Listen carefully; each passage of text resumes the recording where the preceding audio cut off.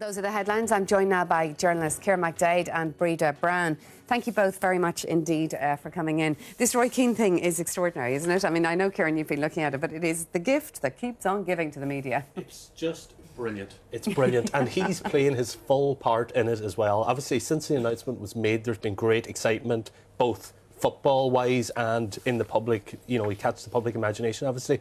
His first press conference yesterday by an assistant manager, watched, you know, packed press room, watched online, etc., and on the news by loads of people. And basically, you know, there's already been a musical, I, Kino, based on his life. And yesterday he brought up everything coming from Saipan. He orchestrated the whole thing. He addressed everything. He put it to bed. It was just brilliant. And did he introduce the Mother Teresa line? He did indeed. He knows exactly what he's doing. Yeah. And his famous criticism of the Saipan was, you know, lack of bibs, lack of footballs. And he brought that up, said, now we've got bibs, now we've got footballs. Everything's looking well. We're making major progress. You know, so he played with all the sort of preconceptions that he's so angry. Address them hang. And what about the traitor thing? Did he say, I'm not a traitor? How did that come about? Yeah, he just addressed all these things full on, how, like, as I say, all the preconceptions that what people have, you know, accused him of over the years. He addressed it full on. He said, I'm not a monster. Like, all these, you know,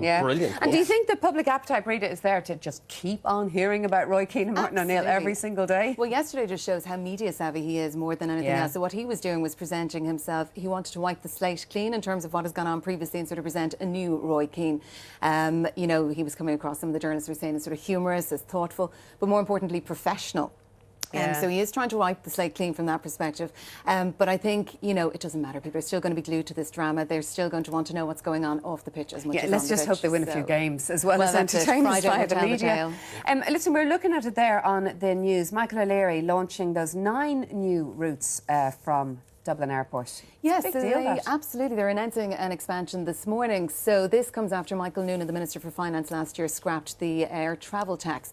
And following that, Ryanair committed that they would announce new routes from Ireland. So they've already announced 300,000 new seats and 9 new routes from Actually, I just say these are live pictures from the announcement there this morning.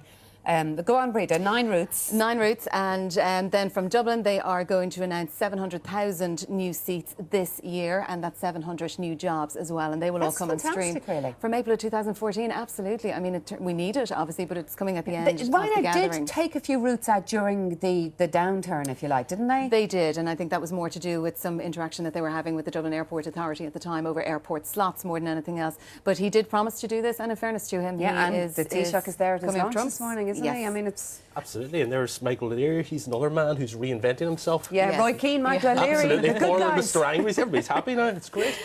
Kieran, Irish horses, rather. They're saying the ground is what's so great in Ireland. Tell us about that story. Yeah, well, no, finest racehorses in the world. Yeah, I should declare an interest here, obviously, as a Donegal man and a proud Donegal man. I often sort of espouse the virtues of my home county and tell people why they should visit. But I never thought up to now to tell them about the soft ground and the great grass. We call it the soggy ground mostly. Well, yeah, there's always critics, you know. But there's an American business lady called Cynthia Wong, sorry.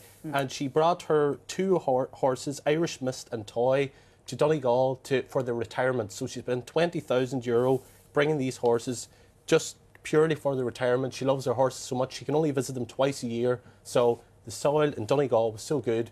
She was happy. She's so concerned about their hooves. Yep, she wanted them to retire to the soft land of Donegal. The air. So everybody be padding around Donegal on their bare feet from now on if the soil is that good. The lady has got a lot of money, obviously, hasn't she? And what about the students opting for? They would prefer to die at 60, having had the internet, rather than live to 80. This seems insane. What is the survey? A survey from Microsoft. So the students were asked, would they prefer to have the internet and die at 60, or would they prefer to be without the internet but still live until they were 80? And the majority opted for the former, which is crazy. I'm sure when they get to their 59th birthday, they might change their mind. You know, they're ever going to die, really, do they? It's so far away. But what it does show is just their dependence, I suppose, on technology, and the fact that they feel that technology is as important to them as anything else. And one of the other really interesting questions was, they were asked, if you had €400 and an hour to spend it, how would you spend it? Oh gosh, I don't know what I'd do in an hour. I'd go out though. I wouldn't sit on the internet and spend it. That's exactly it. A lot of people would sort of maybe go for a weekend away or do something else. However, the number 1 was actually to buy a new tablet or a new smartphone. Wouldn't even occur to me, actually. Yeah, exactly. No, So- I'd be like booking a restaurant or something. Somewhere nice. So age that thing. was, it is, I think. Yeah, one thing I thought was also they were given the option of free food for life or free internet access for life. And they went with free internet access. They went, And exactly. you and have to free bear in apps. mind, it's Microsoft who conducted the survey. True, They may have true. a Yeah, slight yeah. bias there. Paul McGuinness retired yesterday. It really did take us all by surprise, that. Absolutely. Well, he's been a part of, most people growing up in Ireland. U2 has played a part in all our lives. We've listened to their music all the way through. So, like Paul McGuinness, the fifth Beatle, as he was often called, sort of member of the band, joined all their business successes. He had a fifth share in. So, he's been with them from the very start. He was the one who bought their instruments. He drove them around. Patched up their troubles over the years as well, I was hearing Very yesterday. much so, yeah. Cleared up the arguments and... Yeah. And seemed to be very much a steady hand over the past 30 years. So it will be interesting now to see how the band get on from now on under the auspices of a new manager. So they have a new album due out next April. Yes. So again, it will be interesting to see if there's much influence from that perspective. Yeah, you would think, But- I suppose, at their age, they're unlikely to come to fisticuffs at this point. I'm not we saying that hope. they did. We don't know that, but... And hopefully now their new manager is supposed to be Madonna's manager, so hopefully Bono won't be wearing conical bras or anything. you wouldn't hopefully. put it past them. Well, the one yeah. thing that was really interesting about this is the fact that it's all about touring. That's why people are so interested in bands like U2 and Madonna. That's where the money is. Yeah, No absolutely. more on CD sales or album sales, With really. music piracy now, I think that's a big problem. Obviously, a lot of the major record labels are losing money because there's so much piracy online.